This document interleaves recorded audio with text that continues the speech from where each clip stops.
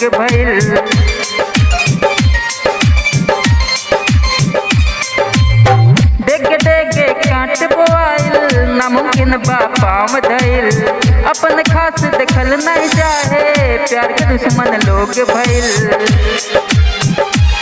प्यार के फूल सुखल नौरते वाला गाम से बदनाम बनी रानी तोहरे नाम से। बर्बाद करके जिए लू आराम से बदनाम बनी रानी तोहरे नाम से।